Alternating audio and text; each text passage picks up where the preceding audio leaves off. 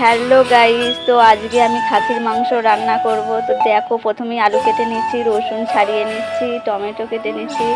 তারপরে এই দেখো সব উপকরণ রেডি হয়ে গেছে। তারপর মশলাগুলো এক এক বেটে নিলাম মিক্সিতে। দেখো, তারপর বাটা হয়ে গেল, কড়াতে তেল দিয়ে দিয়েছি, তারপর আলু কেটে দিয়ে দিয়েছি, আলুতে লবণ হলুদগুলো দিয়ে ভালো করে নাড়াচাড়া করে বেশ করে ভাজা ভাজা করে তুলে নিচ্ছি। তারপরে কড়াতে তেল দিয়ে তেজপাতা, এলাচ, লবঙ্গ দিয়ে পেঁয়াজ দিয়ে একবারে দিয়ে দিলাম, টমেটো দিয়ে ভাজা ভাজা করে নিয়ে আদা রসুন বাটা দিয়ে দিলাম। তো দেখো, একটু ভাজতে থাকলাম। তারপরে কষা কষা হয়ে গেলে একটু হলুদ গুঁড়ো, লঙ্কা গুঁড়ো, জিরে গুঁড়ো, লবণ দিয়ে ভালো করে মিক্স করে ভালো করে নাড়াচাড়া করতে থাকলাম।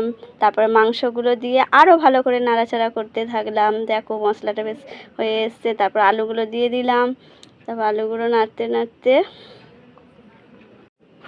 তবে দেখো, দেখতে দেখতে মাংসটাও কষা হয়ে গেছে। তারপর প্রেসার কুকারে দিয়ে ঢেলে কিছু গরম জল দিয়ে কিছু সিটি মেরে নেব। আমার সিটি মারাও কমপ্লিট। তো দেখো গাইস, দেখতে দেখতে আমাদের মাংস রেডি হয়ে গেল। ও দারুণ না?